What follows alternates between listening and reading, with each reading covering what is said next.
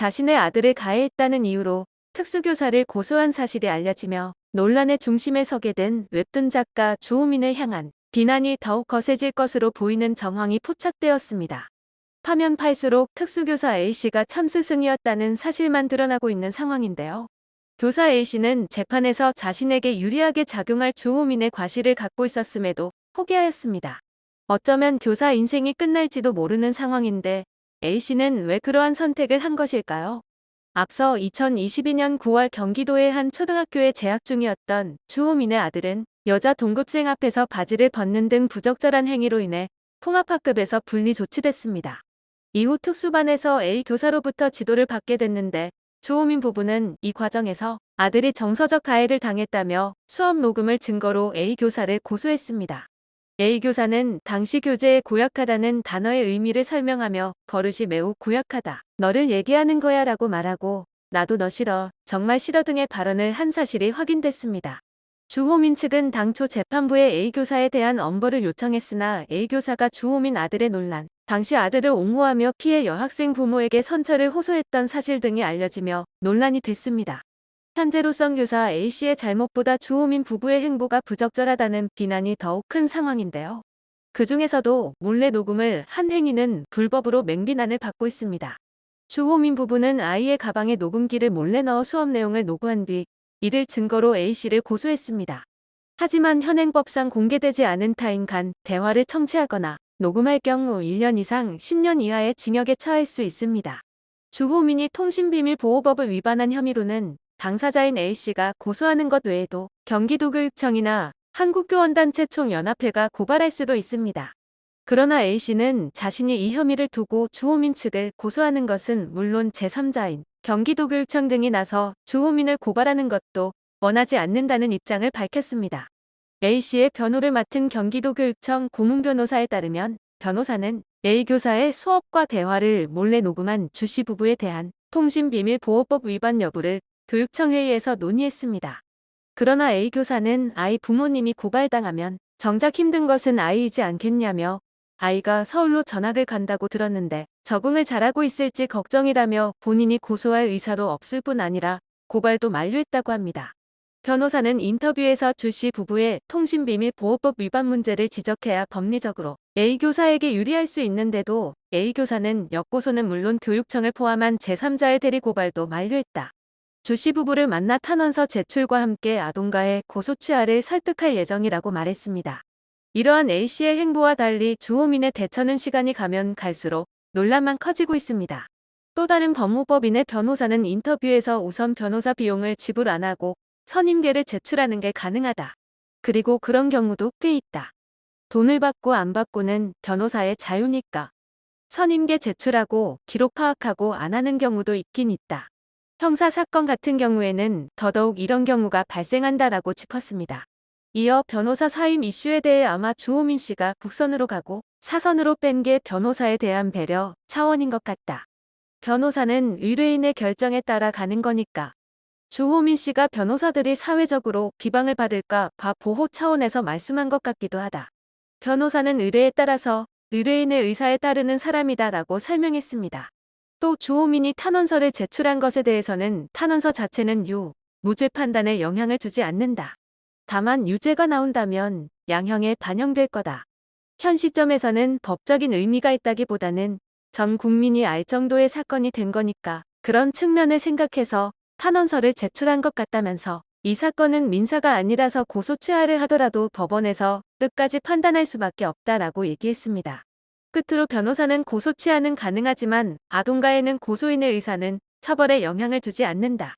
유죄가 나온다면 양형에 영향을 줄 뿐 유죄를 무죄로 만들 수 있는 행동까진 아니다. 다만 탄원서 제출은 주호민 씨가 반성하고 있다는 걸 알리고 싶은 이유가 컸을 것이다 라고 덧붙였습니다. 주호민 부부의 행보를 보면 변호사의 주장대로 그저 자신이 반성하고 있다는 것을 보여주기 위한 보여주기식 반성으로밖에 보이지 않는데요.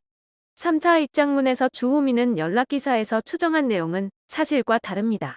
저는 현재 사선 변호사 선임 없이 국선 변호사님 도움을 받고 있습니다. 사건이 언론에 보도되고 난 후 지인이 소개한 변호사님과 상담을 했고 사건 파악을 위해 일단 선임계를 제출하셨습니다. 상담 후 변호사님은 수임을 하게 되면 최선을 다하겠다고 말씀해 주셨지만 당시 저는 많이 혼란스럽고 무엇도 결정을 할 수가 없는 상태였습니다. 라고 밝혔습니다. 이에 더해 그는 고민 끝에 변호사님께 이런 사정을 말씀드리고 선임하지 않는 것으로 했고 감사하게도 흔쾌히 이해해 주시고 이틀 만에 사임계를 제출해 주셨습니다. 그래서 입장문에도 변호사 선임을 하지 않은 상태라고 말한 것입니다. 언급된 변호사님께서 오늘 기자님께 정확한 당시 상황을 전달하신 것을 확인하고 이렇게 말씀드립니다. 라고 글을 마무리했습니다. 하지만 주호민의 해명문은 오히려 반감만을 불러일으켰습니다. 누리꾼들은 살다 웹툰 작가가 입장문 연재하는 것도 보게 됐다. 혼란스럽고 뭘 결정해야 할지 모르는 상태에서 고소는 누구보다 빠르게 하셨네요. 당당하면 녹음 따 오픈하시라 등의 댓글을 해당 입장문에 달아 반발심을 표현했습니다. 맹비난을 받고 있는 주호민과 달리 A교사와 같은 특수교사들에 대한 이야기는 미담만 쏟아지고 있습니다. 온라인 커뮤니티에서는 다수의 누리꾼이 주호민 사태 이후 특수교사들을 응원하는 메시지를 전하고 있습니다. 대학 시절 서울맹학교에서 봉사활동을 했었다는 B씨는 주씨 이슈에 옛날 생각이 나서 끄적여본다. 어른이 된 이후로 가장 기억이 남는 경험 중 하나라며 당시를 회상했습니다. B씨는 나는 일개 봉사자에 불과해 저학년 시각장애 아동만 맡았지만 힘이 센 고학년 자폐 아동도 있었다. 그런 아이들은 관리하기가 힘들었다라고 설명했습니다. 그는 또 머리를 때리며 스스로를 해하던 한 아동을 거론하며 말은 통하지 않는데 때리게 둘 순 없어서 양팔을 잡는 수밖에 없었다. 아이가 울며 심하게 몸을 움직이는데 힘들었다. 함께 아동을 담당했던 친구는 정문을 나서자마자 펑펑 울었었다. 특수학교 교사는 정말 위대하다라고 덧붙였습니다. 또 전 연인이 특수교사였다던 C씨 역시 특수교사들이 진정한 참 스승 같다. 직위 해제된 교사가 안타깝다라고 밝혔습니다. C씨는 전 연인은 장애 고등학생을 데리고 수업하며 돌발 상황 대처하랴 이성에 눈뜬 아이들이 부적절한 행위하는 거 막으랴 매일 힘들다고 울다가도 선생님 사랑해요라는 편지를 받고 행복해하던 사람이었다. 보람차다던 모습이 아직도 선하다라고 전했습니다. 그러면서 열악하고 힘든 상황에도 스승이라는 이름으로 아이들을 보듬는 교사들이 이해받고 더 나은 환경에서 일할 수 있었으면 좋겠다라고 덧붙였습니다. 주호민의 무리한 고발로 장애아동과 그 가족에 대한 인식이 나빠질까 우려하는 목소리도 있었는데요. 동생이 지적장애 1급이라고 밝힌 D씨는 가족들도 감당하기 힘든데 보통 사람들이야 오죽하겠나. 주씨로부터 신고당한 특수교사의 마음에 상처 아무셨으면 좋겠다라고 적었습니다. 이어 남들은 양쪽 이야기를 다 들어봐야 한다고 이야기하지만 장애인 가족을 둔 사람들은 보지 않아도 그 상황을 본 듯하다. 특정 누군가의 이기적인 행동으로 인해 장애인 가족이 비난받는 것도 마음 아프다라고 밝혔습니다. 그러면서 동생이 일반 학교 다니던 시절 곁에 있어 줬던 담임 선생님, 특수반 선생님, 동생이 피해 끼쳤을 텐데 돌봐줬던 반 친구들의 고맙다. 그냥 이런저런 넋부리다. 장애인 가족 나쁘게만 생각하지 말았으면 좋겠다라고 덧붙였습니다. 만 5세 자폐 아동을 키우는 아빠 E씨도 주씨의 기사와 관련 글과 댓글들을 보게 되어 착잡한 마음에 잠이 안 와 그를 끄적여본다라며 운을 뗐습니다. 그는 아들이 또래 친구들과 노는 게 좋은지 다가가는데 말을 못하니 어울리지도 못한다. 친구 모두가 술래인 혼자만의 술래잡기에 빠져노는 모습을 볼 때면 다른 아이들을 다치게 할까 노심초사하면서도 아들이 너무 짠해 마음이 아프다라고 설명했습니다. 이어 초등학교 생활이 가장 큰 걱정이라며 통합반이 있는 일반 초등학교를 보내자니 다른 아이들에게 피해를 줄 것 같고 동네에 하나 있는 특수학교는 경쟁률이 높다라고 토로했습니다. 부부의 한순간의 선택으로 얼마나 많은 이들이 피해를 받고 상처를 받았을까요? 주호민 부부로부터 고소를 당한 A씨는 가해자가 된 주호민 아들을 위해 피해 아동 부부에게 선처해달라고 호소했고 이후 자신이 고소를 당한 상황에서도 아이의 상황부터 먼저 걱정을 하는 선생님이었습니다. 누구보다 학생을 위하는 선생님을 주호민 부부는 아동가해로 고소를 한 것입니다. 그럼에도 아직도 주호민의 입장문에는 진정 어린 반성보다는 현재 닥친 절망스러운 상황을 빠져나가고자 하는 모습으로밖에 보이지 않습니다.